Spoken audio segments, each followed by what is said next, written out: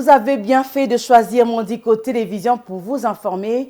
Madame, Monsieur, bonsoir et bienvenue à cette grande édition du journal dont voici les grands titres.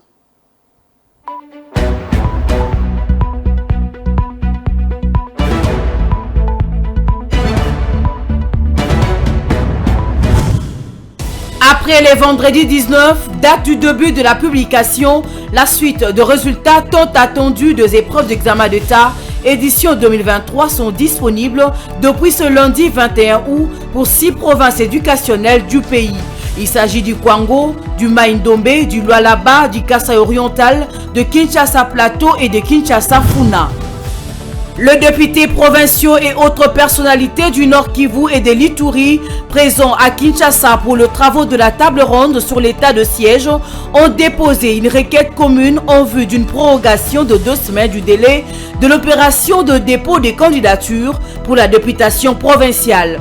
Ceci s'explique par le fait que leur présence dans la capitale a retardé plusieurs d'entre eux.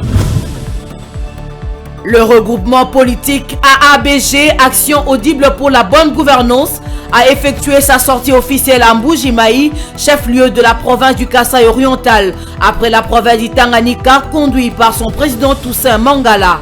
Objectif, donner un second mandat au chef de l'État, Félix Antoine Tshisekedi Tshilombo.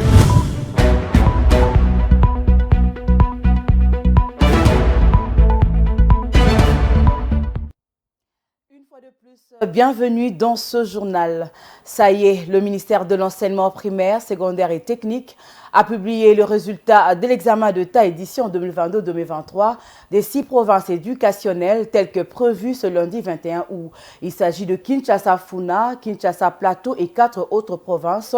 Les noms de meilleurs lauréats ont été dévoilés pour toutes les 6 provinces éducationnelles concernées cet avant-midi. Regardez.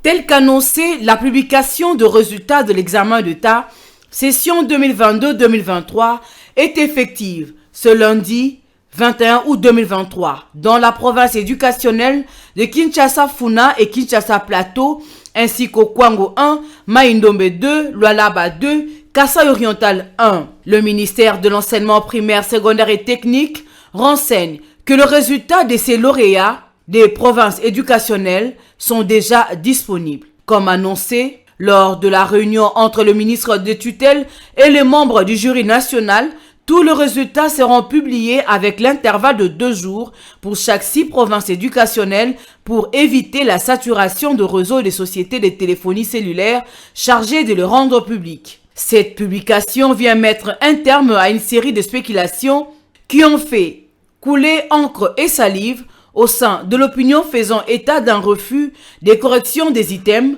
par les inspecteurs commis à la charge suite à l'impayement de leurs primes de prestation.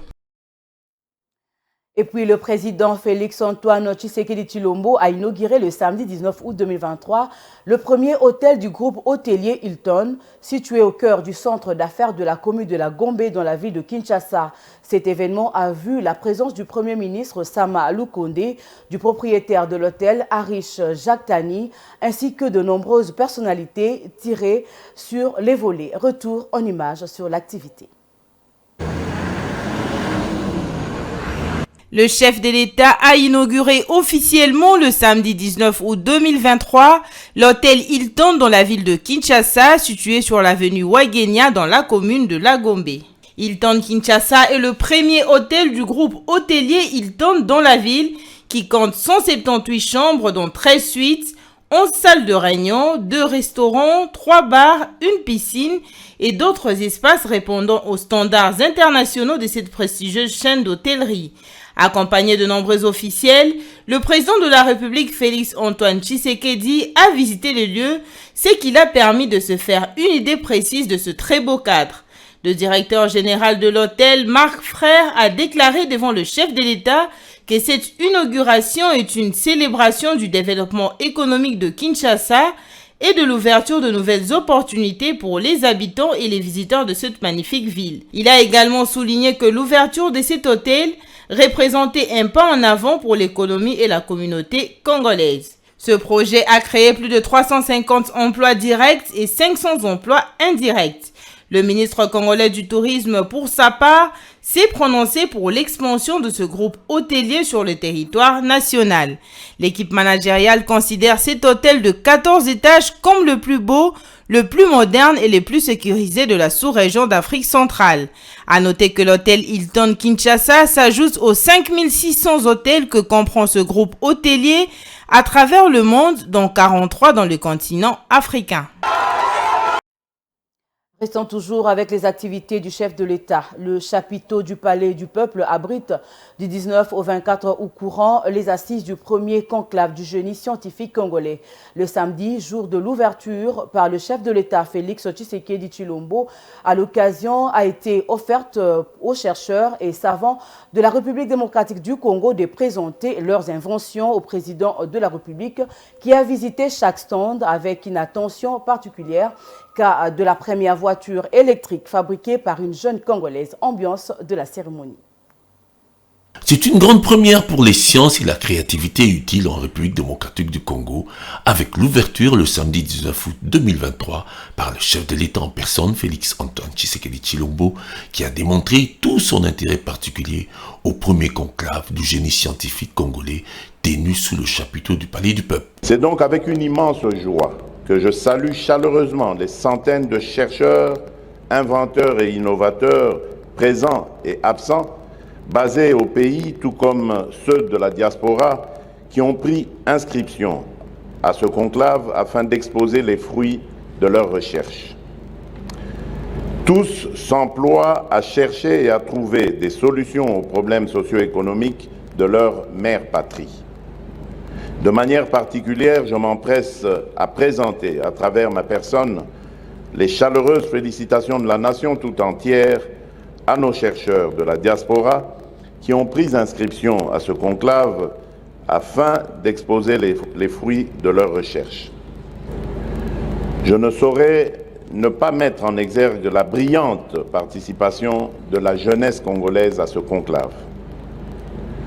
En effet, après le beau cadeau offert à la nation par la jeunesse congolaise dans les domaines sportifs et culturels au 9e jeu de la francophonie, comme l'a si bien dit le ministre de la Recherche scientifique, voici à 2 semaines d'intervalle un deuxième trophée, scientifique et technologique cette fois-ci, dans lequel la jeunesse a rivalisé d'égal à égal avec les aînés.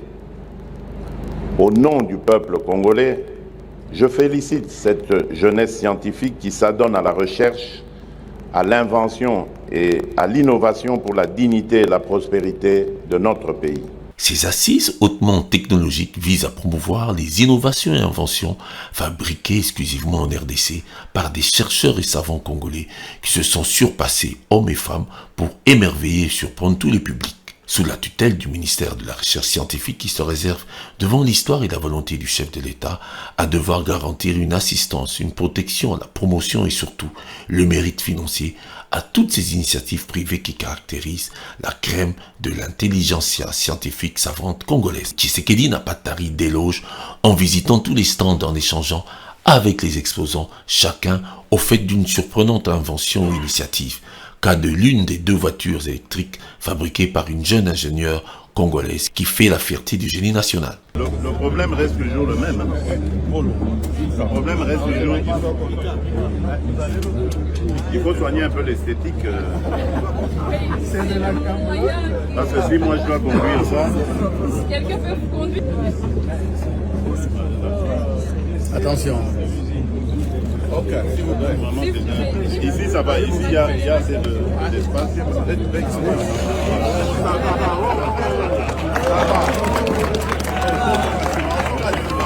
Cette occasion scientifique comporte plusieurs significations, tant historiques que technologiques, après le génie colonial parti depuis 63 ans, qui est remplacé aujourd'hui par des Congolais dignes de prendre en main, grâce à leur capacité intellectuelle, le développement socio-économique de la RDC dans tous les secteurs.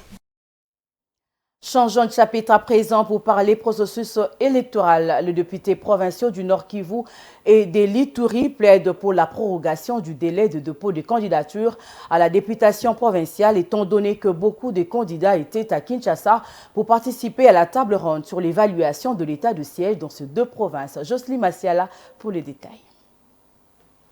En principe, c'est ce mardi 22 août que se clôture le dépôt des candidatures à la députation provinciale sur toute l'étendue du territoire national. Cependant, plusieurs candidats et partis politiques, voire regroupements politiques, sont en retard. Parmi ces retardataires figurent les députés provinciaux du Nord Kivu et de l'Ituri. Ces élus demandent à la CENI de prolonger la date limite de ce processus, vu qu'ils étaient conviés à participer aux travaux de la table ronde conviée par le chef de l'État sur l'évaluation de l'état de siège dans leurs deux provinces respectives. Devant cette urgence, ils étaient obligés d'arrêter avec la constitution de leur dossier pour répondre à cet appel urgent du président de la République. Nous sommes venus ici à Kinshasa pour la table ronde convoquée par le chef de l'État. Je suis à tête de plaider pour que la CENI puisse prolonger encore plus ou moins des semaines. Parce que vous voyez, quand nous sommes venus ici, nous étions à pleine période de la constitution de nos dossiers pour députation provinciale. Et voilà, nous avons été appelés ici et nous avons perdu presque 8 jours. Les élus provinciaux de Nord Kivu et de l'Ituri qui sont appelés ici, ils ont droit aussi à déposer leur candidature. Mais si les CENI ne parviennent pas à le faire ici, ça serait tout simplement de le priver de leurs droits. C'est comme ça que nous sommes en train de plaider vraiment à gros cœur à ce que la CENI puisse répondre à ces désidératas des députés de Nord Kivu et de l'Ituri. Entre-temps, l'examen des contentieux des candidatures se poursuit à la Cour constitutionnelle. Parlons politique à présent, le regroupement politique Action Audible pour la bonne gouvernance AABG, dont l'autorité morale et le directeur du cabinet du chef de l'État, Guilain Niembo, affûtent ses armes pour les élections de décembre 2023. Le week-end dernier, une forte délégation de ces regroupements, conduite par son président national, Toussaint Mangala, était arrivée à Mbuji-Mayi, chef-lieu de la province du Kasaï oriental, pour implanter ces regroupements comme cela a été le cas dans la ville de Kalemi, en la province du Tanganyika. Viningali Junior était sur place pour le compte de Mondico Télévision. Regardez. Après Kinshasa, où a eu lieu la cérémonie des sorties officielles, les regroupements politiques Action Audible pour la bonne gouvernance AABG en sigle, dont l'autorité morale et les directeurs du cabinet du chef de l'État, M. Guilain Niembo, s'y rangent déjà dans l'ordre des batailles en vue de préparer les élections qui pointent à l'horizon. Il y a de cela un mois, vous le savez très bien, que ces regroupements politiques qui regorgent en son sein 16 partis politiques avaient cartonné dans la province du Tanganyika, précisément dans la ville de Kalemi, où la population de ces coins de la République démocratique du Congo avait accueilli à bras ouverts cette plateforme politique. Toujours dans l'objectif de conquérir l'espace loubaphone, le bureau de coordination de l'AABG, conduit par son président national, M. Toussaint Mangala, était arrivé le week-end dernier ici au Kasaï oriental, précisément dans la ville de Mbuji-Mayi. Ils ont atterri à 11h heure locale et avaient atterri à l'aéroport de Bimpemba. De l'atterrissage, le président national de cette plateforme, Toussaint Mangala, n'avait pas manqué l'occasion de livrer ses impressions. Autant que moi, toute politique avisée l'essai, province du Kasaï oriental, elle porte un poids lourd par rapport à l'historique politique de notre pays. Parmi les pionniers de notre indépendance, il y a aussi certains fils dignes de cette province, et donc les chefs de l'État, son Excellence Félix Antoine Tshisekedi Tshilombo, ainsi que son directeur de cabinet, M. Guilain Niembo, qui se trouve être son collaborateur le plus direct, ont voulu assez que nous puissions commencer par la ville de Mbuji-Mayi, qui se trouve être la grande entrée de cet espace Grand Kasaï. Au sortir de l'aéroport, une marée humaine avait inondé les artères de la ville de Mbuji-Mayi jusqu'au lieu du meeting.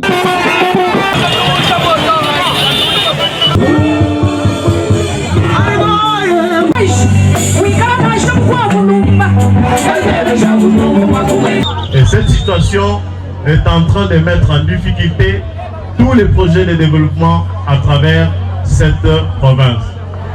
Voilà pourquoi, sur base de la volonté politique personnel de son Excellence Félix Antoine Tshisekedi Tshilombo, il a décidé et a ordonné au gouvernement de la République de tout mettre en ordre et de tout mettre en œuvre pour que la relance de la MIBA devienne effective. Pour y arriver, le regroupement politique AABG a pour ambition de mettre sur pied un gouvernement provincial.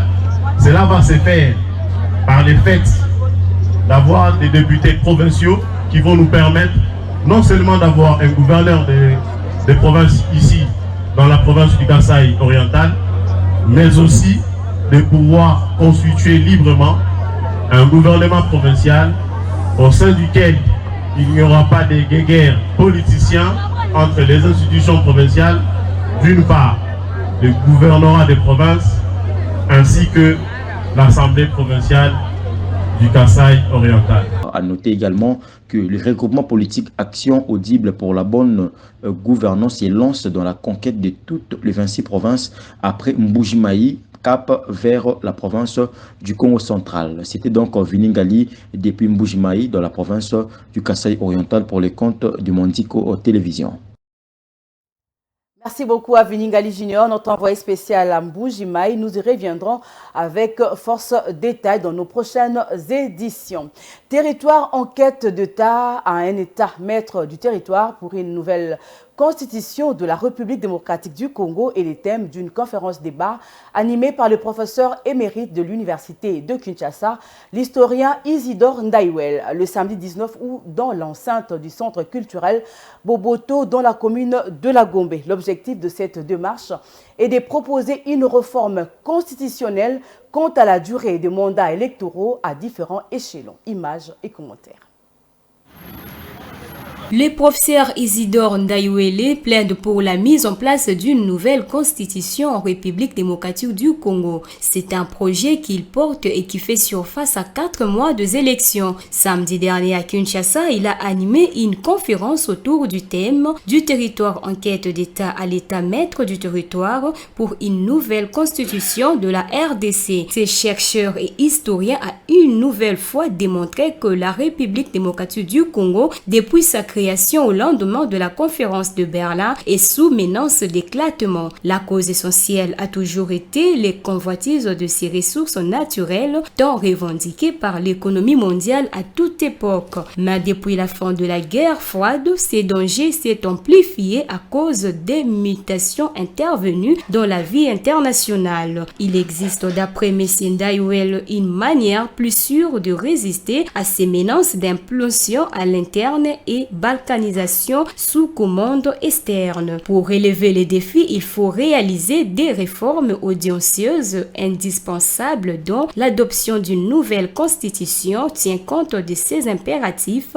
au vu de l'expérience parcourue jusque-là par la RDC. En vue d'une plus grande stabilité des institutions, les durées des mandats sont non seulement dans les nouveaux projets plus longs mais différenciés. La vie politique devrait être mise sur une plus grande stabilité institutionnelle. Pour ce faire, une distinction devrait établir entre partis politiques régionaux et les partis politiques nationaux. Et la durée des mandats présidentiels serait portée à 9 ans non renouvelables pour permettre au président d'avoir plus de temps et législatifs nationaux. Les projets suggèrent des mandats de 7 ans renouvelables une seule fois pour permettre une meilleure continuité de travail. En ce qui concerne le législatif régionaux, Isidore Ndaiwele propose une durée de 5 ans renouvelable une seule fois.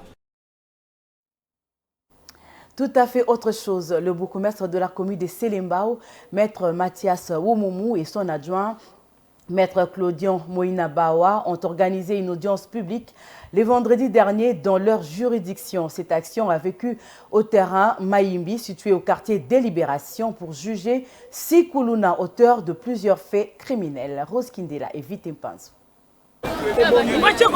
Plusieurs personnes ont répondu présent à l'audience publique organisée par les autorités municipales de la commune de Selembao, Maître Mathias Womoumou et son adjoint Maître Claudian Moïnak-Bawa au terrain Maïmbi au quartier des Libérations. 6 jeunes auteurs de la délinquance ont été jugés publiquement pour des faits infractionnels. Ces jeunes communément appelés Kuluna, dont les Kisayala Jessi, Kesso Ramazani, Milenda Stratège et Pekassa la Bienvenue ont été jugés pour association de malfaiteurs, viol, vol de télévision et d'une somme de $1 300, sans compter d'autres objets des valeurs. Parmi ces accusés, 2 plus jeunes ont été transférés au tribunal pour enfants. À l'issue de cette audience, 4 sur 6 ont été acquittés faute de preuves.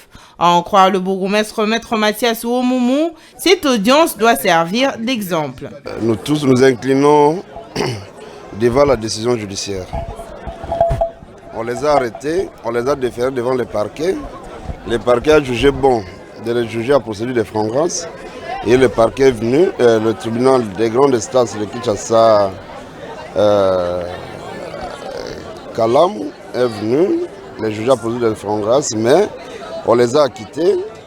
On a acquitté 4, les 2 autres sont déférés devant leur juge naturel parce qu'on a trouvé qu'ils sont mineurs. Nous, de notre côté, on continue toujours à travailler. On arrête et on défère toujours devant le parquet. On ne sera pas fatigué que c'est mêler ou faire des débats sur la décision judiciaire. C'est que je demande à la population de pouvoir, chaque fois que vous partez de déposer la plainte devant la police, il faut amener les éléments. Parce que maintenant, défaut de preuves, ils sont acquittés. Les notables de cette municipalité se sont réjouis de cette sentence. Bon, la justice, chacun doit faire son travail. Donc nous sommes butés dans une situation d'insécurité dans notre commune, précisément au quartier Maïmbi. Et le travail que la justice vient de faire, on ne peut pas condamner le tribunal. On ne peut pas condamner le tribunal. La justice a bien fait son travail parce qu'il faut des preuves. Pour condamner quelqu'un, il faut léguer des preuves. Et ça, quand même, c'est un exemple qui montre que quand même, dans notre commune, même le bourgmestre, il fait bien son travail. Même nous autres, nous sommes là pour la population, pour parler pour la population, pour que les autres qui sont derrière ne puissent pas suivre les exemples. Ça, c'est vraiment un exemple qu'on doit voir comment encourager. Les notables de cette municipalité se sont réjouis de cette sentence. Le tribunal a exhorté la population de toujours présenter les preuves avant le début de chaque procès pour charger ou décharger les accusés. De leur côté, les autorités municipales sont déterminées à lutter contre l'insécurité dans leur commune. Tout à fait autre chose. La Société de transport du Congo, Transco, a revu à la hausse le tarif de l'abonnement scolaire de ces bus depuis le mardi 15 août dernier. Cette hausse suscite la colère et l'incompréhension de certains parents. David Steve Diatezwa Mpongi, président de l'association des parents d'élèves et d'étudiants de la RDC, ANAPECO en sigle, demande au gouvernement de revoir cette situation pour une reprise de cours sans tension. Images et commentaires. À 2 semaines de la rentrée scolaire 2023-2024, les parents déplorent l'augmentation des prix de bus scolaires Transco, une situation qui suscite la colère et l'incompréhension. Ces derniers craignent de ne plus pouvoir payer cet abonnement. La hausse de prix de bus scolaires est intervenue sans consulter les parents, chose qui inquiète l'association de parents d'élèves et d'étudiants en République démocratique du Congo. À en croire le président national de l'INAPECO, David Steve Diatezwa Mpongi, les parents ne sont pas protégés. Nous déplorons cette augmentation dans la mesure où ce sont tous les biens qui sont en train de monter en flèche. Donc les parents ne sont pas protégés, ne sont vraiment pas protégés par les pouvoirs publics qui devraient s'assurer que, s'agissant par exemple du transport en commun, le transport scolaire, qu'il y ait une intervention de l'État afin de ne pas préjudier les enfants. Malheureusement, nous n'avons pas été consultés en tant que parents pour savoir quelle était la juste mesure à prendre Et donc c'est de façon souveraine que la Transco a pris sa mesure d'augmentation, tout comme toutes les sociétés qui nous vendent les produits et services, les biens et services de consommation. On ne nous consulte pas. Ils ne prennent même pas l'avis conforme du ministère de l'économie et ils balancent des nouveaux prix sur le marché.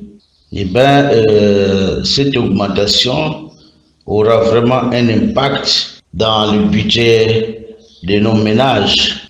Nous demandons vraiment que l'État puisse se pencher sur cette situation. Des sources proches des Transco affirment que cette hausse de prix est nécessaire pour le bon fonctionnement de ces services consacrés aux élèves. Le président de l'ANAPECO demande au gouvernement de se pencher sur cette situation et rassure que l'association de parents d'élèves et d'étudiants en RDC sera toujours à la défense des intérêts des parents d'élèves et d'étudiants. Et pour finir, engager les femmes commerçantes qui œuvrent dans l'informel sont enregistrées au guichet unique de la création des entreprises. C'est là afin de sécuriser leurs affaires. Telle est la thématique centrale de la sensibilisation organisée le samedi 19 août 2023 par les cadres permanents de concertation de la femme congolaise, CAFCO en sigle. Plus de détails dans ce reportage. Suivez. C'est au moyen d'une caravane motorisée à travers les communes de district de la capitale Kinshasa que le cadre permanent de concertation de la femme congolaise, CAFCO, a procédé à la sensibilisation de femmes opérant dans plusieurs petits commerces dans l'informel afin de les éveiller aux réalités et dispositions du nouveau code de la famille pour entreprendre ou travailler. La femme n'a plus besoin d'une autorisation maritale pour entreprendre. Même pour aller contracter un travail, elle n'a pas besoin d'une autorisation maritale. La femme doit connaître ses droits et les revendiquer. Que les femmes quittent l'informel pour aller formaliser leurs entreprises. Elles doivent être identifiées au niveau des guichets uniques pour qu'elles puissent dans l'avenir avoir des avantages. Pour le CAFCO, les femmes commerçantes qui ignorent les avantages dont elles sont bénéficiaires, elles doivent s'enregistrer au guichet unique et profiter. Il y a plusieurs retombées par rapport à ces projets. Il y a eu tout un atelier par rapport à la pérennisation du projet. Donc nous avons pris des dispositions. C'est pourquoi vous avez vu hier, c'était la dernière installation des clubs d'écoute. Les gens passeront là-bas. S'ils ont besoin d'informations ou d'accompagnement quelconque auprès des guichets uniques, donc il y a les ONG membres de CAFCO qui sont là pour les orienter. Cette caravane motorisée a sillonné les communes de la Lukunga pour atterrir au rond-point des Huileries où le message qui rentre dans le cadre de la campagne d'appui au développement de micro-entreprises a été porté sur le terrain des activités. Se faire enregistrer, guichet unique, et ça pour la biso, l'État pour sécuriser. Voilà ce qui met un terme à cette session du journal. Madame, Monsieur, avant de nous quitter, place au rappel des titres.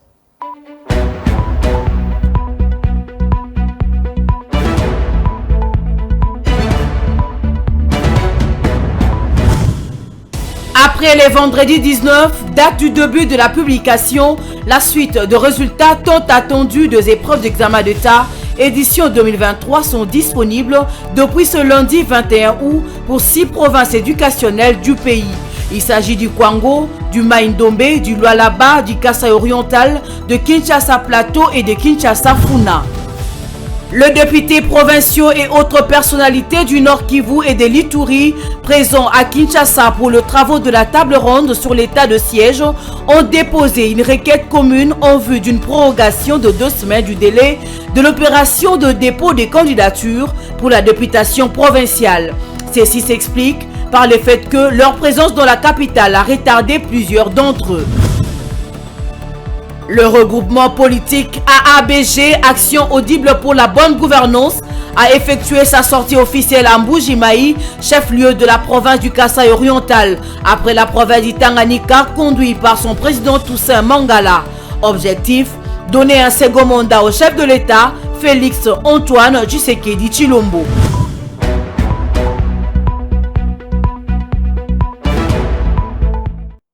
Voilà, c'est la fin de cette session d'information sur Mondico Télévision. Merci de l'avoir suivi et bonsoir chez vous.